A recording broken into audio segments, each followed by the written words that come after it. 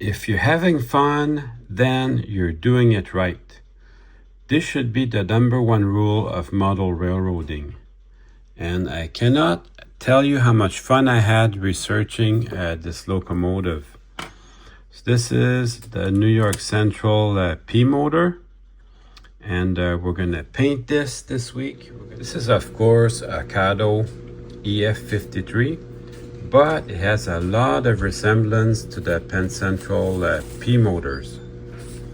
So I had a ton of fun researching the history of the P motors and to find out how they came to be a Penn Central engine. I have a bunch of cut up decals already, and I tried to use the cut up ones first. I don't really like these skinny numbers. I prefer to use the thicker ones. And this is micro scale decals, by the way. So I'm just gathering up my stuff. If you're looking for, if you look carefully at the micro trains, they have very, very thin, Danger 600 volts. And really, really small, skinny decals like that, Danger 600 volts, fire extinguisher, and they have the base of where the locomotive is starting from. And I like to use these. On the P motors, they don't use them, but I still wanted to note that. I gathered my decals. We're doing unit 4626. I have a special reason for that, which I will tell you at the end of the video. I've got to work on the shell a little bit before I paint it. One thing that's obvious is the Penn Central decal goes over here, and I need to block off this window for sure. I'd probably block off these vents here, especially over on this side, because the Penn Central logo goes here. So I've got to block off the vents. I've got to block off that window. So I have a little bit of work to do here. I removed the pantographs, but every time I look at scratches, everything's gold under it. And I'm starting to doubt that maybe this is a brass engine. It's, look at these very fine pins here. And then I go over on this side and I look at these detailed, I don't know if there are steps or cooling ducts, but everything looks to be so fine, the details on this. So I'm starting to doubt whether this is a brass engine or not. Same for this horn. It's very, very sturdy. If it's plastic, it's really good plastic, So we know what I'm going to do. I'm going to get some stripper and I'm going to put it on it and we'll know for sure. Well, what do you think? If this had been plastic, that would have melted away. So I'm going to keep removing the paint from this. We should get just a little bit more detail out of it. Look at that. Who knew there was a beautiful brass engine hidden under there? Have you guys ever seen this? It's a brass locomotive, but it's a Kato drive system. So I had no idea. So it's got a lot of really fine detail, like these plates here, all separately applied. And these little ladders here, really quite beautiful. So I don't know if I'm gonna wanna poke holes in this to put my LEDs through. Although while I'm thinking about that, to put my decals, I'm going to use this type of plastic to make plates, just to hide all the grills, so I can put my decals flat. So I'm going to make plates for the Penn Central logo. I have to make a little plate for the unit number, another plate for the Penn Central logo. So I'll get to work on that. I was originally gonna fill this up and then just sand down these details because I thought it was a cheap plastic locomotive.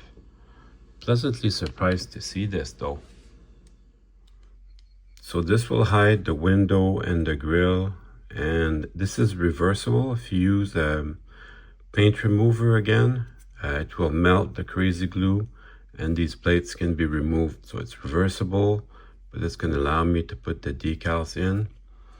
I'm going to continue with the LEDs. I'm going to poke a hole through the roof so I can put my wires for my LEDs. Here's another recycling tip for you.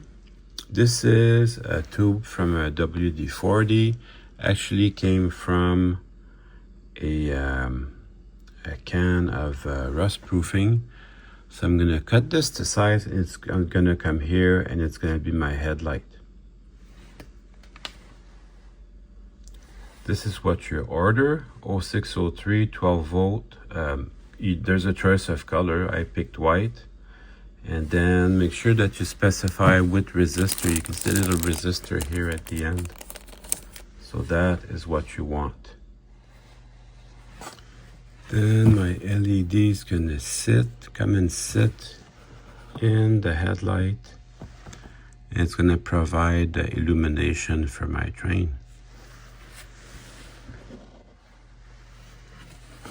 And then that gets glued over here. And I've got my little hole so I can poke the wires through there. So I'm going to glue this over here.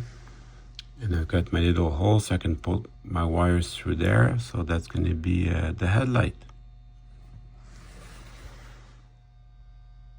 Now let's go paint this. When you paint, you just want a little droplet. I'm using Tremclad or Rust-Oleum. You just want little droplets, and as the paint comes together, as the droplets touch one another,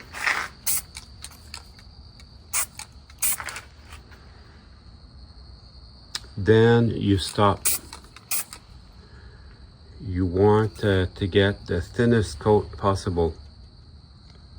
Then I will wait 10 minutes and give it another coat like that. While my paint is drying, I'm going to tell you about the history of these. The Van Swaringen brothers were developers out of Cleveland. They were real estate developers, and they needed a rail connection for their new development. So what they ended up doing is they contacted the Nickel Plate Road to do it. And in the middle of those talks, they ended up buying the Nickel Plate Road, along with a few other railroads. They wanted a new depot, a new terminal for the railroad. So for Cleveland, so they prepared to build the Cleveland Union Terminal, and they looked at the old depot, and it was covered in soot, so they wanted for their new depot something like Grand Central Station, which was always sparkling clean. So they decided they wanted only electrics to run into the Cleveland depot, the Union Terminal. So these were built by Alco and GE, 1928 and 1929. So they served the Union Depot until 1953, when they were replaced by diesels. After that, they went to New York for the Grand Central Station, and they served the rest of their careers there. The reason why I like to model 4626 is because that locomotive got to lead the Golden Spike Centennial Limited when it started out of the Grand Central Station. So it ended with a fantastic window to show it off. And when Amtrak took over, they moved everything to Penn Station. So I guess these were scrapped after that. But we had a good end. So let's just slide these decals over.